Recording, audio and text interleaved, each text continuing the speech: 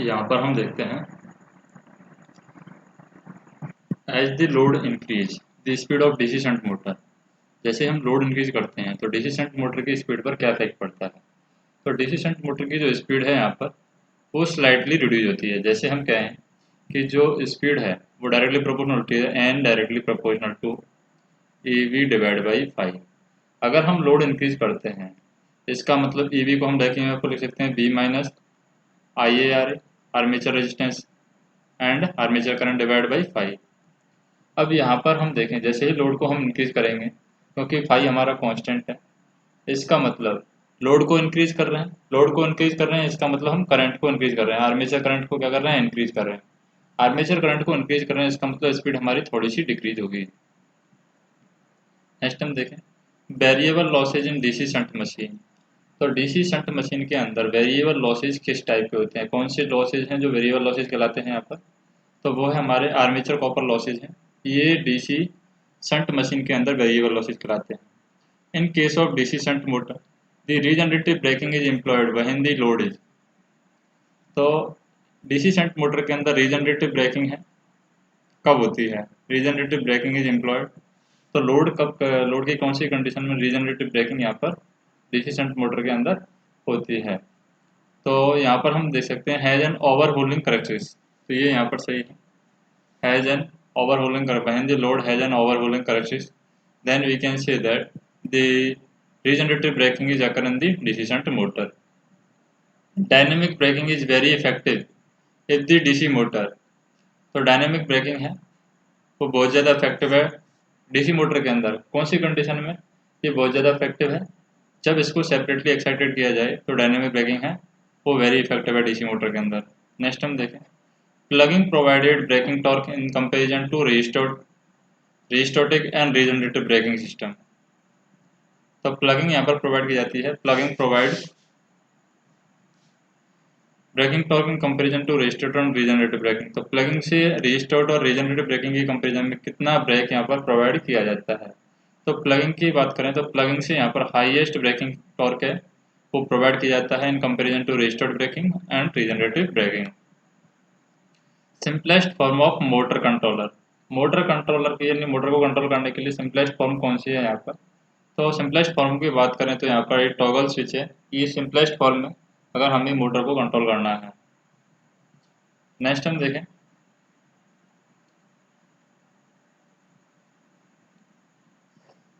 जैसे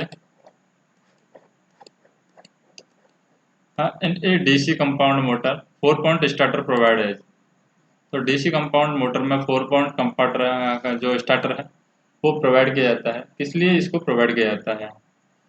to reduce the field current ये गलत है, to increase the field current ये गलत है। 4 पॉइंट स्टार्टर प्रोवाइड करवाते हैं तो not to affect the current flowing through the hold on coil even when the field current change. Field current change होती है तब भी हमें यहाँ पर करंट चेंज नहीं करना है, current flowing through the hold on coil, यानी होल्ड ऑन कॉइल के थ्रू जो करंट फ्लो हो रही है उसको हमें चेंज नहीं करना है। Even the field current change उस चीज़ के लिए हमें 4 पॉइंट स्टार्टर यहाँ पर प्रोवाइड करना होता है। In DC motor the windage losses is proportional to, DC motor के अंदर विंडेज लॉसेज हैं वो किसके प्रोपोर्शनल होते हैं, विंडेज लॉसेज प्रोपोर्शनल होते हैं square of the armature speed के। तो DC motor windage losses is proportional to square of the armature speed. Field copper losses are constant in DC motor. तो फील्ड कॉपर लॉसेज हैं वो कौन सी motor के अंदर कांस्टेंट होते हैं। तो मोटर की हम बात करें यहाँ पर तो हमारी जो शंट है डीसी शंट मोटर है इसके अंदर फील्ड कॉपर लॉसेज हैं वो कांस्टेंट पाए जाते हैं। In regenerative braking the motor energy is, तो मोटर की जो एनर्जी है रीजनरेटिव ब्रेकिंग के अंदर वो क्या होती है, डेसिपेटेड आर्मेचर रेटिंग ये गलत है, डेसिपेटेड विंडेज लॉसेज ये गलत है, रिटर्न टू सप्लाई मैन ये सही है यहाँ पर। रीजनरेटिव ब्रेकिंग के अंदर motor energy return to the supply main. Dynamic braking is generally used with, तो डायनेमिक ब्रेकिंग कौन सी मोटर में हम ज़्यादातर यूज करते हैं। तो शायद से सीरीज मोटर में हम डायनेमिक ब्रेकिंग यूज कर सकते हैं, शंट मोटर में भी हम डायनेमिक ब्रेकिंग यूज कर सकते हैं और कंपाउंड मोटर में भी हम डायनेमिक ब्रेकिंग यूज कर सकते हैं। In plugging of DC shunt motor, the resistance is inserted in the armature circuit. तो जब हम प्लगिंग करते हैं डीसी शंट मोटर की, in plugging of a DC shunt motor, the resistance is inserted in the armature circuit. तो armature circuit में resistance जो inserted किया जाता है वो क्यों इंसर्ट किया जाता है? To limit the armature current. In plugging of DC shunt motor, the resistance is inserted in the armature circuit to limit the armature current. Large DC motor can started preferably using। तो अगर large DC shunt motor को हमें start करना है तो किसको use करके हम यहाँ पर स्टार्ट कर सकते हैं? तो कंपेंसेटर को यूज करके हम इसको स्टार्ट कर सकते हैं, लार्ज डीसी शंट मोटर को। नेक्स्ट हम देखें 3 point starter is considered suitable for. तो 3 पॉइंट स्टार्टर है वो कौन सी मोटर के लिए यहाँ पर सूटेबल होगा? तो यहाँ पर हम शंट के भी लिए यूज कर सकते हैं, कंपाउंड के लिए भी यूज कर सकते हैं, यानी कि हम कह सकते हैं shunt as well as compound motor के लिए हम 3 पॉइंट स्टार्टर है यूज कर सकते हैं। नेक्स्ट देखें, जैसे विच of the following is preferred for automatic drives. Automatic drives के लिए कौन से मोटर हम यहाँ पर यूज करते हैं? ऑटोमेटिक ड्राइव की बात करें यहाँ पर तो वार्ड लियोनार्ड मेथड है, ये हम ऑटोमेटिक ड्राइव के लिए यूज करते हैं मेथड को। नेक्स्ट हम देखें the characteristics of drive for crane hoisting is. Crane hoisting के लिए क्या करेक्टरिस्टिक्स होनी चाहिए ड्राइव की? तो क्रेन होस्टिंग की बात करें हम तो पहला स्मूथ मूवमेंट होना चाहिए क्रेन होस्टिंग के लिए, प्रीसाइज कंट्रोल होना चाहिए और फास्ट स्पीड कंट्रोल होना चाहिए। तो ये सारे ऑप्शन यहाँ पर सही है। नेक्स्ट हम देखें which of the following quantity maintain the same direction whether a DC machine runs as a generator और एज ए मोटर। तो कौन सी क्वांटिटी है जिसके अंदर सेम डायरेक्शन होती है? Quantity maintain the same direction, चाहे डीसी मशीन हो चाहे जनरेटर हो। Whether a DC machine runs as a चाहे डीसी मशीन को चाहे जनरेटर की तरह रन कराओ चाहे मोटर की तरह रन कराओ, यहाँ पर कौन सी क्वांटिटी है जो सेम रहने वाली है, यानी उसकी डायरेक्शन सेम रहने वाली है? तो इंड्यूस्ड ईएमएफ की डायरेक्शन है यहाँ पर सेम रहती है, चाहे वो जनरेटर हो चाहे वो मोटर हो। In DC machine the armature reaction MMF is. Armature reaction MMF क्या होता है डीसी मशीन के अंदर? तो आर्मेचर रिएक्शन एमएमएफ की बात करें डीसी मशीन के अंदर तो यहाँ पर stationary with respect to stator. तो आर्मेचर रिएक्शन एमएमएफ है डीसी मशीन के अंदर वो स्टेशनरी होता है with respect to the stator. The direction of rotation of DC shunt motor. The direction of rotation of DC shunt motor can be reverse by interchanging. तो DC shunt motor की direction को किसके द्वारा change किया जा सकता है? तो हम यहाँ पर कह सकते हैं कि फील्ड करंट ओनली, ओनली गलत है यहाँ पर। आर्मेचर टर्मिनल ओनली, ये भी गलत है। आइदर फील्ड करंट, फील्ड और आर्मेचर दोनों में से किसी एक को हमें क्या करना होगा? चेंज कर सकते हैं। दोनों में से किसी एक टर्मिनल को चेंज करके हम डीसी शंट मोटर की डायरेक्शन को चेंज कर सकते हैं। Plugging of DC motor is normally executed by. तो प्लगिंग किसके द्वारा की जाती है डीसी मोटर के अंदर? प्लगिंग की बात करें तो आर्मेचर पोलरिटी को रिवर्स कर देते हैं, वही यहाँ पर डीसी मोटर की प्लगिंग हो जाएगी। The most economical method of electrical braking. तो इलेक्ट्रिकल ब्रेकिंग का सबसे इकोनॉमिकल मेथड क्या है? रीजनरेटिव ब्रेकिंग है।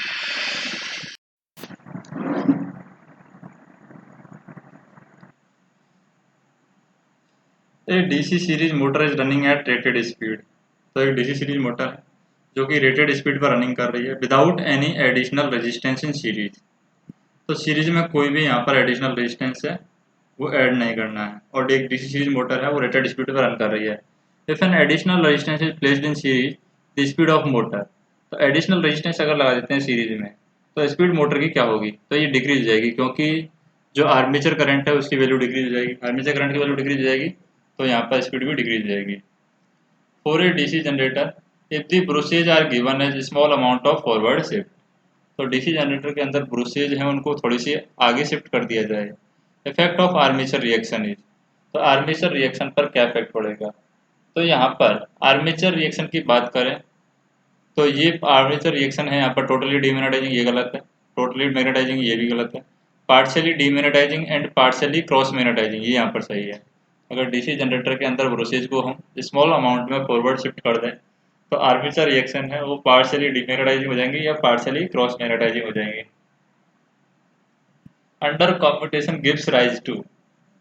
अंडर कॉम्पिटिशन की वजह से क्या यहाँ पर एक्टिव होने वाला है? तो यहाँ पर हम देखें under competition gives rise to sparking at trailing edge of the brush. तो under commutation gives rise to sparking at trailing edge of the brush. The commutator of DC machine act as, तो commutator जो होता है DC machine के अंदर वो किस तरीके से काम करता है? तो commutator यहाँ पर DC मशीन के अंदर वो काम करेगा as a full wave rectifier. Commutator and DC machine और of a DC machine act as a full wave rectifier. Which motor is not suitable for application of centrifugal pump.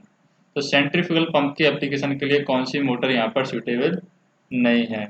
तो motor की यहाँ पर बात करें हम तो पहले तो सीरीज मोटर है, ये भी सूटेबल नहीं है.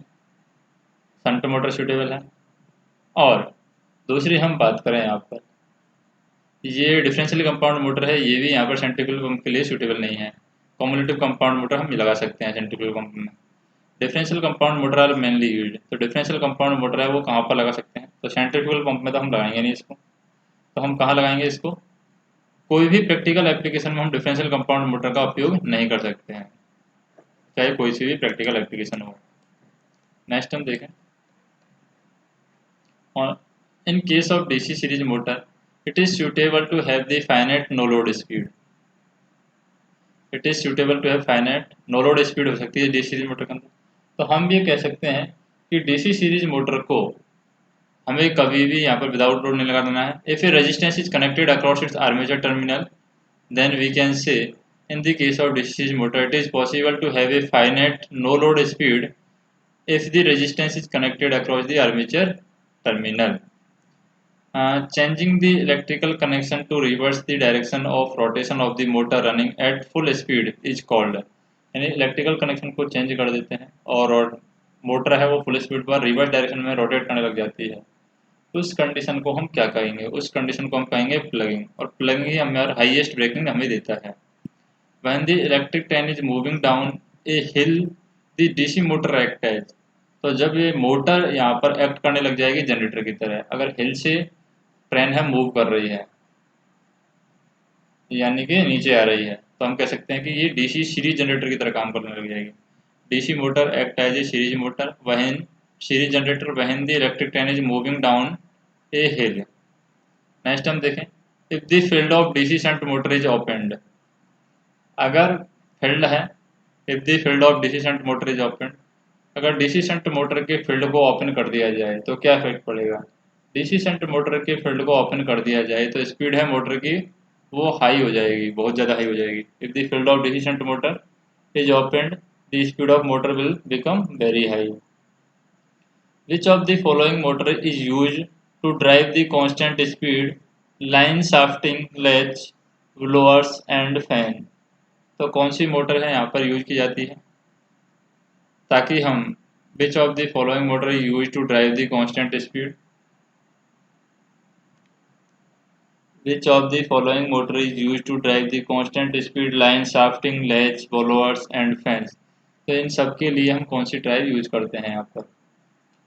तो इन सब की बात करें हम तो यहाँ पर डीसी शंट मोटर यूज करेंगे हम, चाहे वो ब्लोअर्स हो, चाहे वो लाइन शिफ्टिंग लैचेज हो, चाहे फैन हो. Which of the following DC motor has the least drop in speed between no load to nominal load. तो no load to nominal load के अंदर कौन सी डीसी मोटर है जो कि लीस्ट ड्रॉप रखेगी यहाँ पर? तो यहाँ पर shunt motor with commutating poles यहाँ पर है. Shunt motor with commutating poles has the least drop in speed between no load to nominal load. The exciting coil of any DC machine are bound. तो exciting coil है किसी भी DC machine का वो क्या होता है? Exciting coil of any DC machine bound is around the pole. The exciting coil of any DC machine are bound around the pole. Next हम देखें. जैसे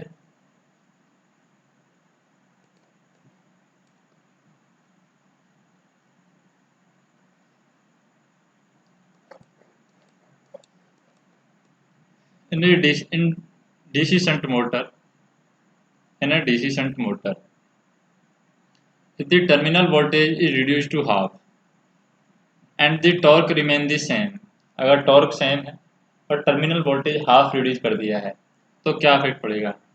टर्मिनल वोल्टेज अगर हाफ कर दिया तो स्पीड यहाँ पर हाफ हो जाएगी एंड आर्मेचर करंट है वो डबल हो जाएगी अगर टर्मिनल वोल्टेज हाफ करेंगे।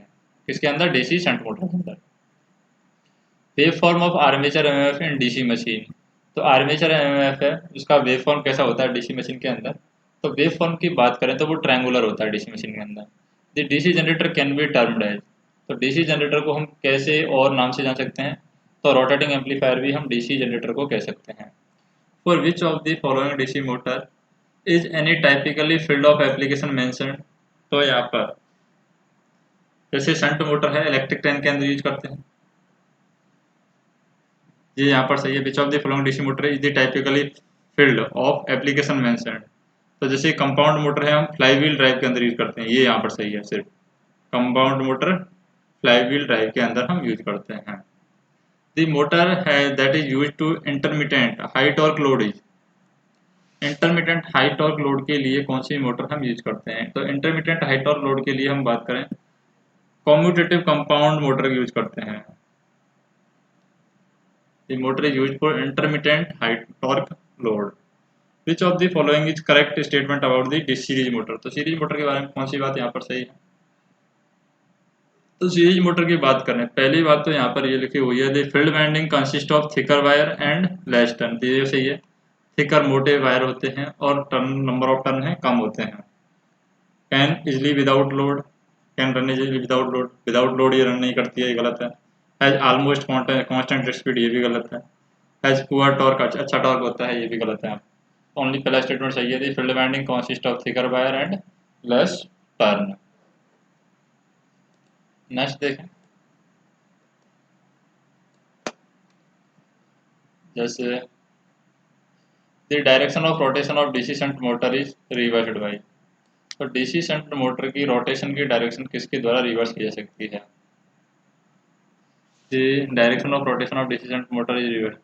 तो रोटेशन की डायरेक्शन किसके द्वारा रिवर्स की जा सकती है? ये reversing armature connection, armature connection को रिवर्स करके यहाँ पर direction of rotation of DC shunt motor है वो रिवर्स की जा सकती है।